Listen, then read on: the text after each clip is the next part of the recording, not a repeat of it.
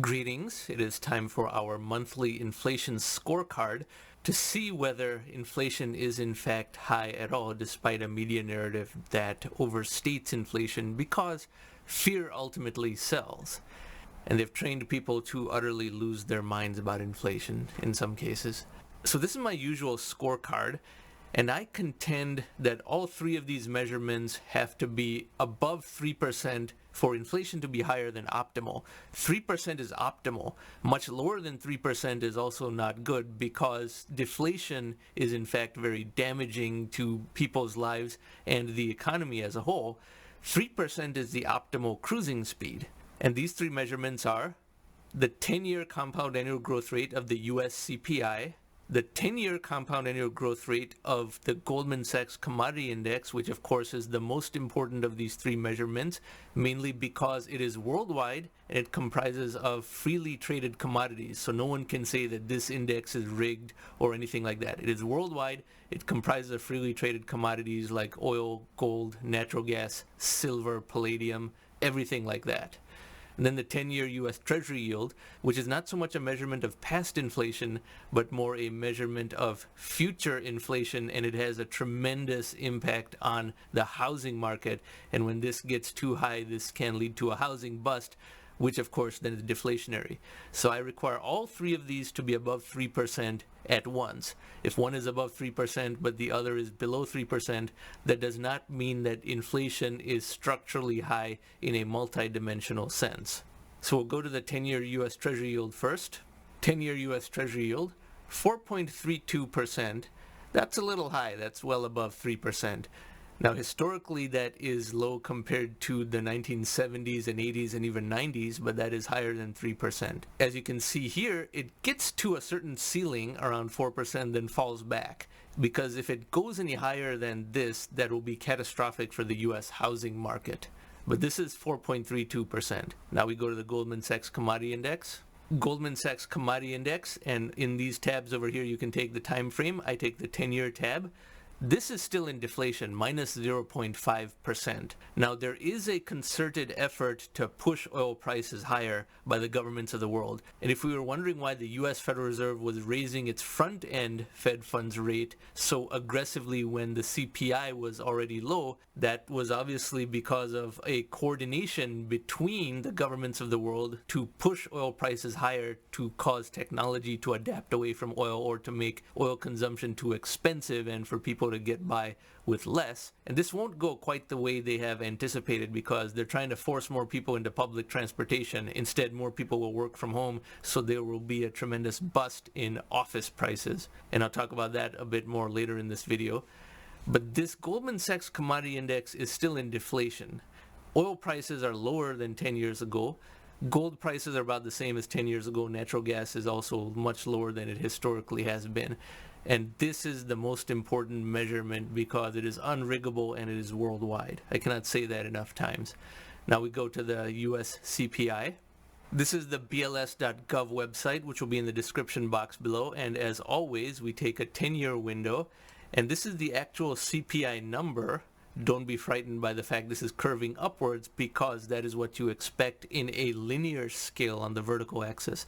So to judge the 10-year compound annual growth rate, you take this most recent reading of 306 and then the reading 10 years before, 234, and that gives us the 10-year inflation amount, and then we take the 10th root of that to see what the annual growth rate was over those 10 years. And I'll show you a table of these results in a minute. But as we scroll down, this 1 month percentage change we can look at, and you can see how that flurry of high inflation is getting further and further in the past, and now it's back to the normal noise level of 2 to 3% annual inflation. Same with the 2-month reading, 3-month reading, 6-month reading, and even 12-month reading. So what does this all look like in a table? Here's that table that I introduced several months ago.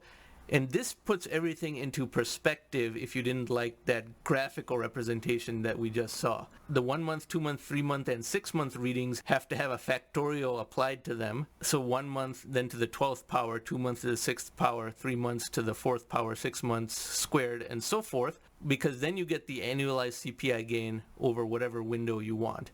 The 1 year is 3.7% as a CPI gain amount. And then as you take longer windows, 2 years, 3 years, 5 years, and 10 years, you have to take a square root, cube root, fifth root, and 10th root to get this annualized CPI amount.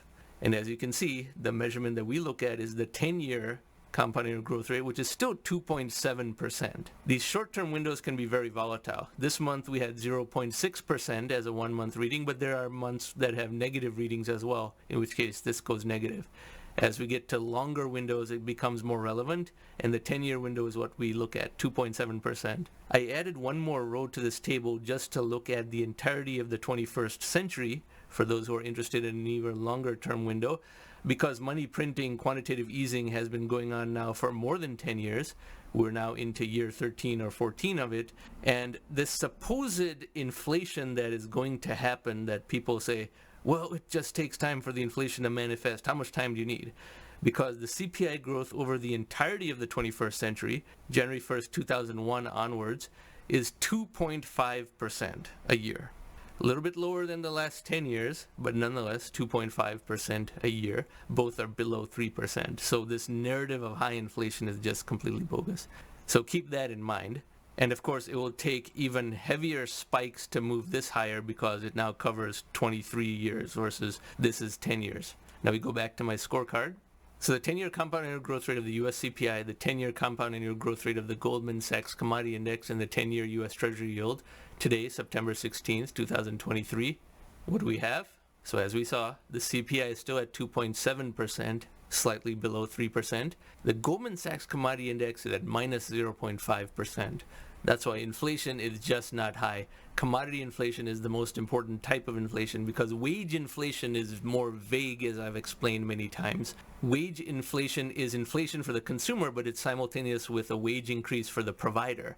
Now, standard of living rises only with productivity gains, but wage increases are a more nebulous type of inflation, especially if people are going to say that inflation is a negative. So Goldman Sachs Commodity Index is the most important for all the reasons I've described. And the 10-year US Treasury yield, this is the one that is substantially above 3% at 4.32%. Now it can fall quickly as well, but this high number is putting considerable pressure on the US Treasury market as well as the US housing market. And that is why the US Federal Reserve is really getting cornered when it only prints two different things. It's really quite absurd. There are entire hedge funds and major financial institutions that have a business model of only front-running the Federal Reserve, both when it prints as well as when it deprints, and that's no way to manage a free market economy at all. So no, overall inflation is not high because only one of these three measurements is over 3%. I need all of these to be over 3% before I say inflation is higher than optimal. And it's not some disaster even when it's 3.1. That is only slightly higher than optimal. This is the amount of inflation that is ideal for the maximum technological progress, for the minimum amount of pain for the lower income tiers of society. That's why I chose 3%. Anyone who thinks deflation is good really doesn't know what they're talking about, and I have many videos about why deflation is actually very bad, including this one in the upper right hand corner. So if you think deflation is good, you need to watch that. Now, coming back to what I said a few minutes ago about how the governments of the world are orchestrating a coordinated campaign to make the price of oil higher in order to create demand destruction of oil, which is to say get people to use less and less oil. That is something that should not be done by governments. The market should decide that. But at the same time, they are revealing an awareness of things I've been talking about for about 15 years now, which is that above a certain price, anything that becomes too expensive is a prime candidate for technological disruption, and the amount of pressure it receives by the technonomic medium of the world to disrupt is something that rises exponentially as the price gets higher. So with oil at $90 a barrel, the pressure is twice as much as oil at $80 a barrel if one considers 70 as the pivot point, and I do consider 70 as the pivot point.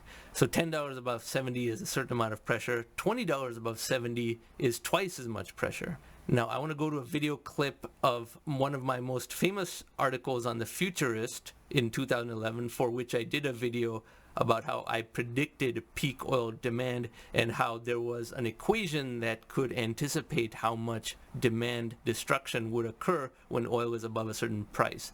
So we go to that clip, which in turn has led to the text you see in the blue over here, where I state oil consumption worldwide will never exceed $4 trillion per year, no matter how much inflation, political turmoil, or economic growth there is.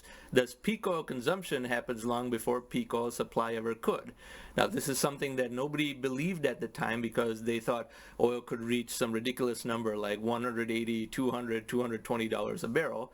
But I said, no, human ingenuity is better than that, and the accelerating technomic medium, the ability of technology to adapt to these types of supply shocks, is much more in the 21st century than it was the last time we had oil shocks, which were 1974 and 1981. The technological medium of the world was not advanced enough at that time to create substitution, but in the 2000s it certainly was, and this was the fundamental conceptual gap between people who understand technology versus those who are still crowing about peak oil. So without making this video too long, I go down to the actual equation. So in blue, as you can see in the article, I said, now remember this was written on July 1st, 2011, so I said, from the start of 2011, measure the dollar years of area enclosed by a chart of the price of oil above $70. There are only 200 such dollar years remaining for the current world petro order. We call this the law of finite petro tyranny. And I describe how this equation works. Like, let's say oil is $100 a barrel for a full year. That is $30 above the $70 mark, so that is $30 years worth of points. And there's only 200 such points that oil could deplete. In fact, oil ended up not using all 200 of those points because it fell in late 2014. Oil fell from what seemed to be a permanent state of $100+ a barrel down to just $50 a barrel. And now, 7 years later, oil still cannot go above $70 a barrel. And this is after trillions upon trillions of dollars of money printing through quantitative easing. And from that clip, we can see that the governments of the world have figured this out only about 12 to 15 years after I posted this online, and are making a concerted effort to demolish oil as an important fuel, as well as achieve the other objective that governments really want, is that everybody uses public transportation. This will not quite go the way they want, even though it will result in demand destruction for oil and a shrinkage of the amount of the world economy that is dependent on oil, because people will not use public transportation. They will work from home instead if they're able to, or they will switch to careers that enable working from home, or not work altogether. Some combination thereof, whichever is possible. And this will cause even greater vacancies in office space. As you can see from this chart over here, the 10 big US cities that are tracked by the Castle system have a composite occupancy of only 47% of what it was pre-COVID. So still a little bit less than half. This is September of 2023. COVID is long in the past, and a number of people have adapted to working from home. And not only that, major public transportation systems in big cities that have a lot of knowledge workers are all 50 to 70% below pre-COVID usage. So making oil more expensive is not going to get people to use public transportation. It will just get more and more people to work from home, causing a bust in office real estate prices, even greater than what's already occurred, and therefore more deflation that requires more money printing. I'll have other videos about this subject, but that is some food for thought right here. And I hope you found this data to be useful. And if you like this type of content, I encourage you to subscribe to this channel. Thank you very much for watching.